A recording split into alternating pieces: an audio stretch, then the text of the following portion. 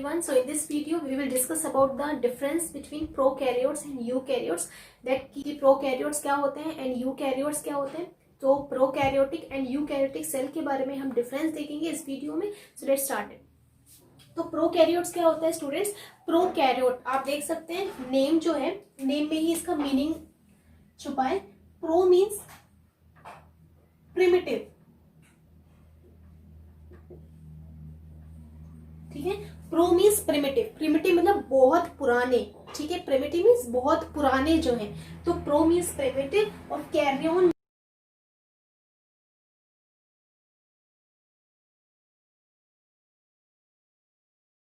Carrion means nucleus. मतलब ऐसी cell जिनके पास न्यूक्लियस तो है बट वो न्यूक्लियस मॉडर्न टाइप का न्यूक्लियस नहीं है, वो बहुत प्रिमिटिव टाइप का, बहुत पुराने टाइप का न्यूक्लियस है, जिसमें जो कि बहुत ज्यादा एडवांस्ड नहीं है, ठीक है. कैसा है? एडवांस्ड नहीं है, ठीक है.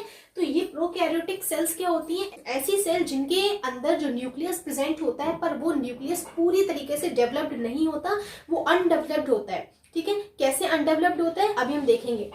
उसके बाद eukaryotic means, eu means true, eu means true. Again karyon means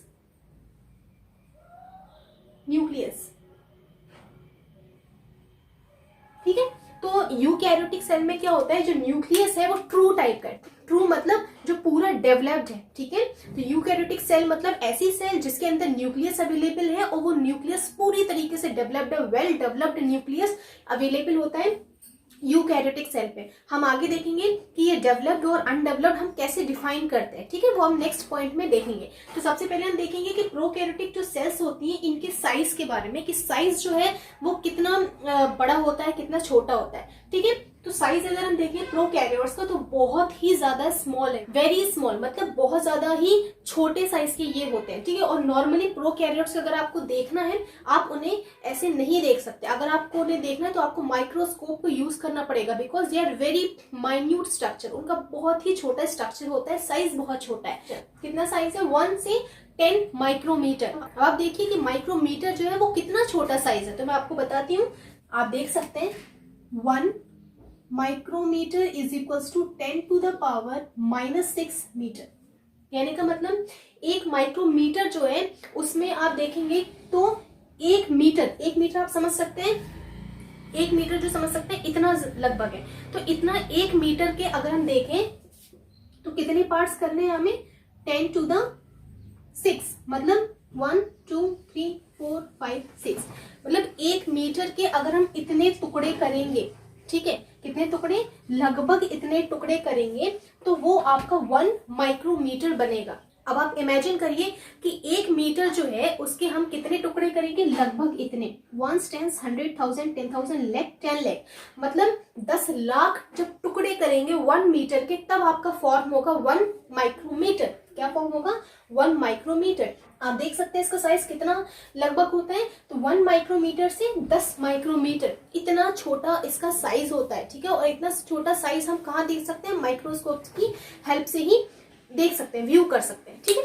तो ये कुछ था इसके साइज के बारे में. अब हम बात करेंगे यूकैरियोटिक सेल के बारे में. तो यूकैरियोटिक जो सेल है इनका साइज अगर हम प्रोकैरियोट से कंपेयर करें तो इनका साइज थोड़ा सा बड़ा होता है. कितना बड़ा होता है? थोड़ा सा बड़ा होता है अगर हम प्रोकैरियोट से कंपेयर करें, ठीक है.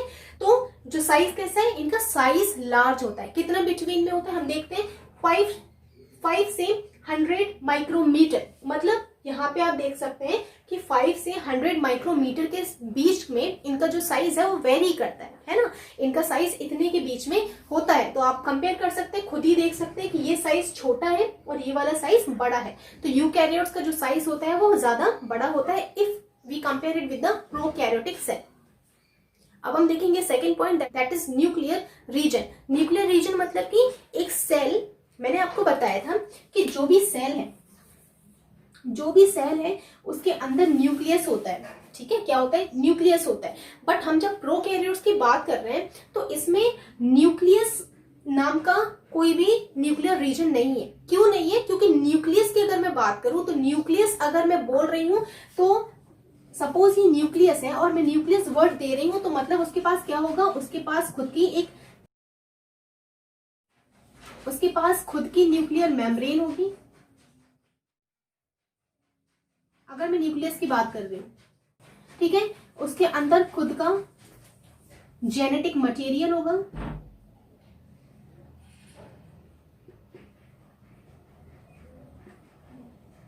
जेनेटिक मटेरियल मीन्स आपका जो मैंने बताया था, आपका डीएनए जो है, डीएनए मैंने आपको जो बताया था वो जेनेटिक मटेरियल रहेगा in the form of chromatin thread की फॉर्म में, ठीक है। तो जब भी आप न्यूक्लियस वर्ड यूज कर रहे हैं तो आपको ये चीज पता होना चाहिए, न्यूक्लियस वर्ड हम तभी यूज कर सकते हैं जब आपके पास जेनेटिक मटेरियल है और वो जेनेटिक मटेरियल चारों तरफ से एक न्यूक्लियर मेम्ब्रेन, एक एनवेलप के थ्रू सराउंडेड रहेगा, then only we can use the term nucleus। But अगर मैं बात करूं प्रोकैरियोट्स की तो प्रोकैरियोट्स में न्यूक्लियस नाम का कोई भी कंपोनेंट नहीं है, बट उनके पास कुछ ऐसा मटेरियल है जिसे हम बोल रहे हैं जेनेटिक मटेरियल। वो जेनेटिक मटेरियल अकेला उनके पास होता है, किसके पास? प्रोकैरियोट्स के पास। बट वो जेनेटिक मटेरियल इस न्यूक्लियर मेम्ब्रेन से सराउंडेड नहीं होता है ना। जो जेनेटिक मटेरियल आपका प्रोकैरियोट्स में होगा वो जेनेटिक मटेरियल न्यूक्लियर मेम्ब्रेन से सराउंडेड नहीं रहेगा, ठीक है। तो वो कहाँ प्रेजेंट होगा? तो जेनेटिक मटेरियल जो प्रेजेंट होगा वो साइटोप्लाज्म में पूरी तरीके से स्कैटर्ड होगा, बिखरा हुआ होगा, ठीक है। तो आप ये जेनेटिक मटेरियल देखिए और ये सेल का बाहर का जो कवरिंग है जिसे हम प्लाज्मा मेम्ब्रेन बोल रहे हैं,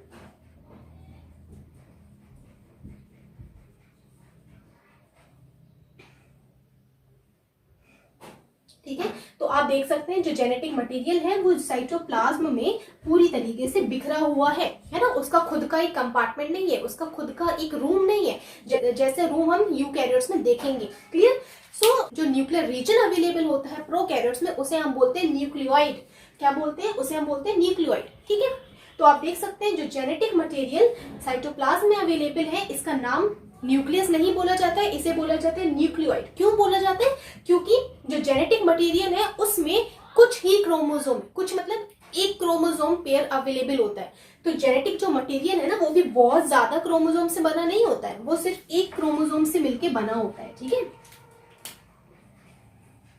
एक क्रोमोसोम से बना होता है, ठीक है, और जिसमें न्यूक्लियर मेम्ब्रेन नहीं होगी। तो हम पॉइंट देखते हैं, undefined nuclear region called nucleoid. Undefined क्यों है? क्योंकि हम इसे डिफाइन नहीं कर सकते कि इसकी न्यूक्लियर मेम्ब्रेन है, उसके अंदर भी कोई न्यूक्लियोप्लाज्म है, ऐसा हम नहीं बोल सकते। इसलिए ये क्या है? अनडिफाइंड है। और कैसा है? न्यूक्लियर रीजन है, तो दिस इज कॉल्ड न्यूक्लियोइड। तो अगर आपसे पूछा जाए प्रोकैरियोट्स में न्यूक्लियर रीजन को क्या कहा जाता है तो आपको पता होना चाहिए इसे न्यूक्लियोइड बोला जाता है, न्यूक्लियस नहीं बोला जाता है। उसके बाद नो न्यूक्लियर मेम्ब्रेन प्रेजेंट, कोई भी न्यूक्लियर मेम्ब्रेन इसमें नहीं होती, अभी मैंने आपको बताया, ठीक है। तो आप देख सकते हैं ये मैंने स्ट्रक्चर बनाया प्रोकैरियोटिक सेल का, और प्रोकैरियोटिक सेल में भी जो स्ट्रक्चर है ये है बैक्टीरिया का, ठीक है। तो बैक्टीरिया के स्ट्रक्चर में अगर आप देखेंगे तो सबसे बैक्टीरिया में आउटर मोस्ट जो कवरिंग होती है वो होती है इनकी सेल वॉल, ठीक है। क्या होती है? Cell wall. फिर सेल वॉल के अंदर वाली जो मेम्ब्रेन होगी वो होती पीएम मीन्स प्लाज्मा मेम्ब्रेन, मैं कोड में लिख रही हूँ क्योंकि स्पेस कम है। तो पीएम मीन्स प्लाज्मा मेम्ब्रेन। तो आउटर मोस्ट कवरिंग अगर आपसे पूछी जाए बैक्टीरिया में so that is cell wall, and innermost जो कवरिंग है दैट इज प्लाज्मा मेम्ब्रेन। अब आप देख सकते हैं इसमें रेड कलर के आपको डॉट्स मिल रहे होंगे, तो डॉट्स ये जो है आप देख रहे हैं ये राइबोसोम है,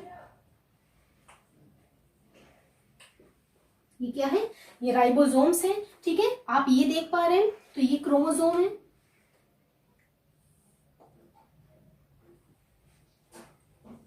क्रोमोसोम आप इसे जेनेटिक मटेरियल भी बोल सकते हैं।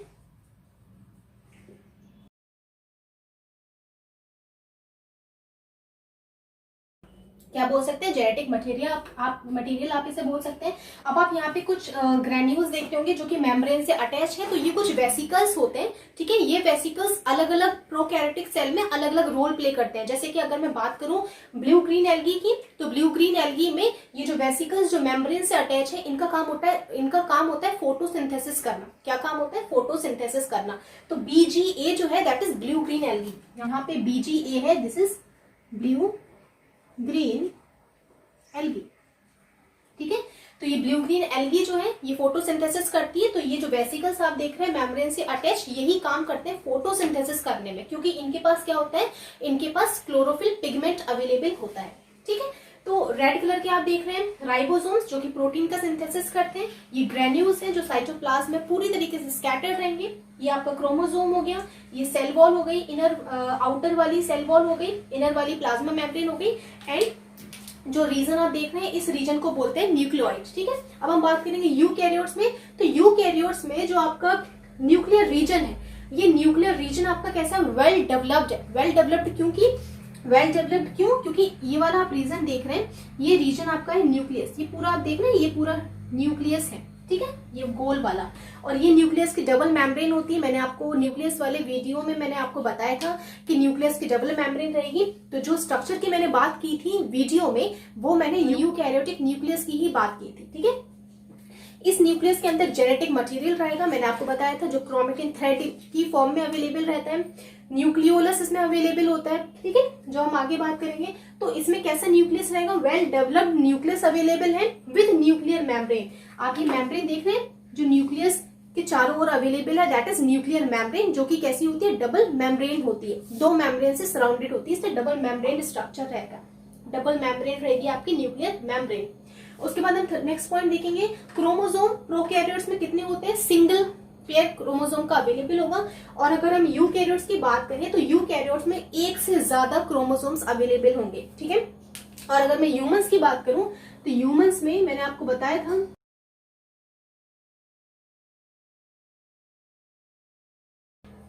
ह्यूमंस में मैंने आपको बताया था कि क्रोमोसोम्स के पेयर अवेलेबल होते हैं 23 पेयर्स, और नंबर्स की अगर बात करूं तो 46, ठीक है, क्योंकि वन पेयर में कितने होंगे, 2 नंबर्स होंगे। तो 23 पेयर्स मतलब कि डबल कर दो आप, तो 46 प्रेजेंट होंगे क्रोमोसोम, बट पेयर्स में 23 पेयर्स क्रोमोसोम प्रेजेंट होते हैं ह्यूमन बींग्स में, हम लोगों में। उसके बाद न्यूक्लियोलस, तो न्यूक्लियोलस इसमें टोटली एब्सेंट है, क्योंकि आप देख सकते हैं खुद का जो क्रोमोसोम है वो तो खुद ही साइटोप्लाज्म में स्कैटर्ड है, बिखरा हुआ है ना। बट अगर मैं यूकैरियोट की बात करूं तो यूकैरियोट्स के न्यूक्लियस के अंदर न्यूक्लियोलस अवेलेबल होता है, ठीक है। और ये न्यूक्लियोलस जो प्रेजेंट होता है, इसका काम होता है राइबोसोम्स को बनाना, इसलिए इसे बोला भी जाता है फैक्ट्री ऑफ राइबोसोम, क्योंकि ये राइबोसोम्स का प्रोडक्शन करता है, उनको फॉर्म करता है।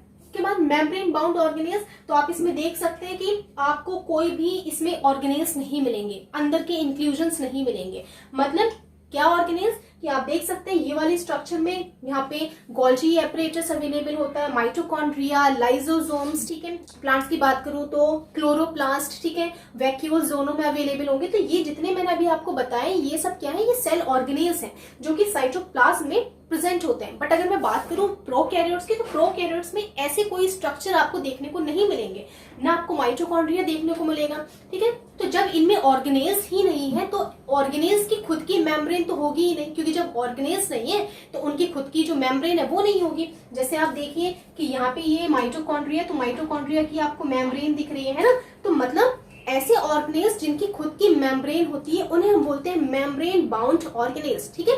तो प्रोकैरियोट्स में membrane bound organelles totally absent होंगे, एंड यूकैरियोट्स में मेम्ब्रेन बाउंड ऑर्गेनेल्स प्रेजेंट होते हैं। आप देख सकते हैं यहाँ पे बहुत सारे ऑर्गेनेल्स मैंने बनाए हैं। उसके बाद नेक्स्ट पॉइंट है सेंट्रियोल, तो सेंट्रियोल भी आपका प्रोकैरियोट में एब्सेंट रहेगा, है ना। सेंट्रियोल्स क्या होते हैं, सेंट्रियोल्स एक्चुअली ये बहुत इंपॉर्टेंट है, क्योंकि सेल डिवीजन होता है। जब एक सेल से 2 सेल्स बनती हैं तो सेल डिवीजन में मेन रोल जो प्ले करता है वो आपका सेंट्रियोल ही करता है, ठीक है। तो ये सेंट्रियोल जो कि सेल डिवीजन में हेल्प करते हैं, ये टोटली एब्सेंट होंगे आपके प्रोकैरियोट्स में। तो आपके दिमाग में एक क्वेश्चन आएगा कि जब इनके पास सेंट्रियोल्स नहीं है तो ये कैसे डिवीजन करेंगे, ये रिप्रोडक्शन कैसे करेंगे, ठीक है, ये न्यू सेल्स कैसे फॉर्म करेंगे। तो मैं भी आपको बता रही हूँ, पहले आप समझिए यूकैरियोट्स में सेंट्रियोल्स प्रेजेंट होते हैं, तभी इनमें प्रॉपर सेल डिवीजन हो पाता है। अब हम देखेंगे तो जो आप प्रोकैरियोटिक सेल देख रहे हैं ये 2 हिस्सों में डिवाइड हो जाएगा, और जो 2 हिस्से बनते हैं वो बाद में सेल्फ डेवलप होंगे, खुद से डेवलप होंगे, और फिर वो एक इंडिविजुअल फॉर्म करेंगे। वो क्या फॉर्म करेंगे, इंडिविजुअल में डेवलप हो जाएंगे, मतलब वो मैच्योर होने के बाद वो कन्वर्ट हो जाएंगे इंडिविजुअल में, ठीक है। तो इस तरीके से ये डिवीजन करते हैं। इसके बारे में मैं आपको लास्ट पॉइंट में बताऊंगी सेल डिवीजन में, कि ये डिवीजन सेल डिवीजन कैसे करते हैं।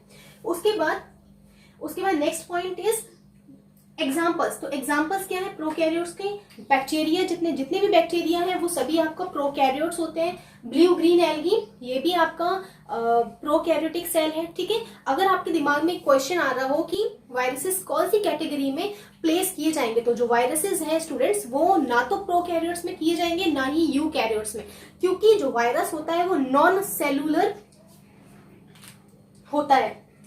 जो वायरस है वो नॉन सेलुलर है, मतलब उसकी खुद की कोई सेल ही नहीं है, ठीक है। वो कैसा है, नॉन सेलुलर होता है। इसलिए वायरस को ना तो प्रोकैरियोट्स में रखा गया है ना तो यूकैरियोट्स में रखा गया है, क्योंकि इनके पास सेल ही नहीं है। इसलिए जो वायरस है वो वायरस को बोला जाता है it's a connecting link between living and non living also. क्यों बोला जाता है, क्योंकि जो वायरस है इसकी ऐसी कैपेबिलिटी होती है कि जब वो लिविंग ऑर्गेनिजम्स के अंदर जाता है, मान लो वायरस मेरी बॉडी के अंदर गया तो ये एक्टिव हो जाएगा, है ना, वो एक्टिव हो जाएगा और वो लिविंग की जैसे फंक्शन करने लगेगा।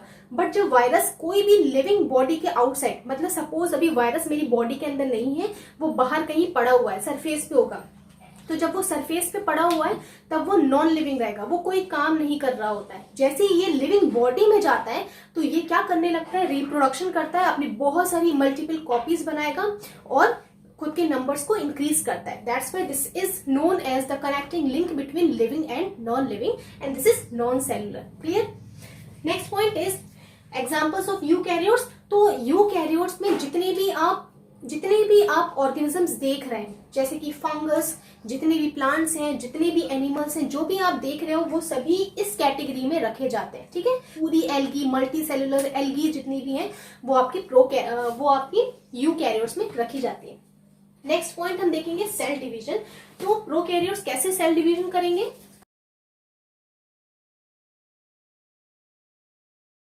एक तो या तो ये सपोज ये बैक्टीरिया है, ये बैक्टीरिया दो हिस्सों में टूट गया, तो ये वाला जो पार्ट देख रहे हैं वो अगेन एक बैक्टीरिया बनाएगा।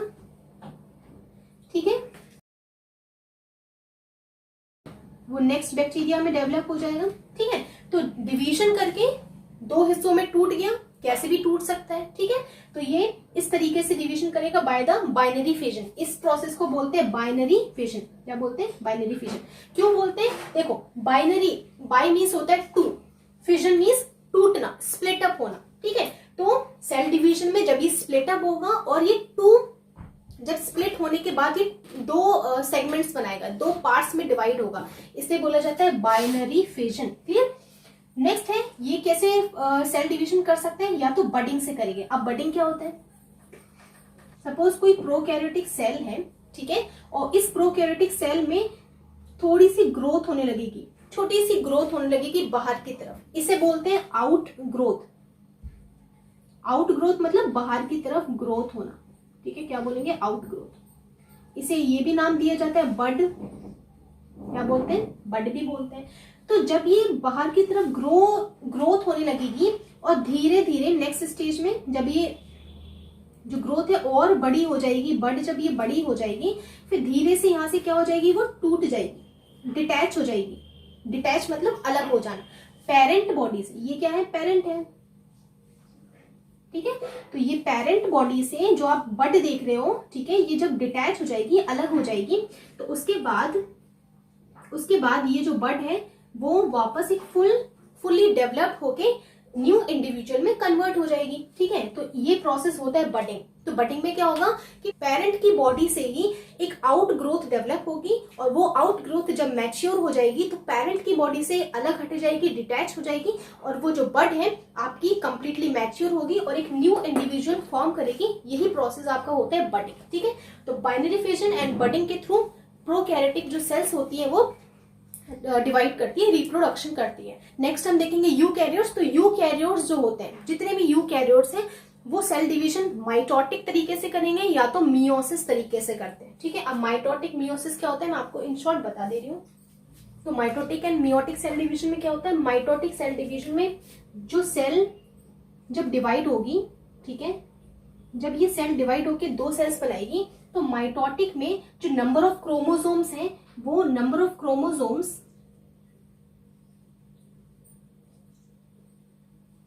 इक्वल रहेंगे पेरेंट में एंड ऑफस्प्रिंग में।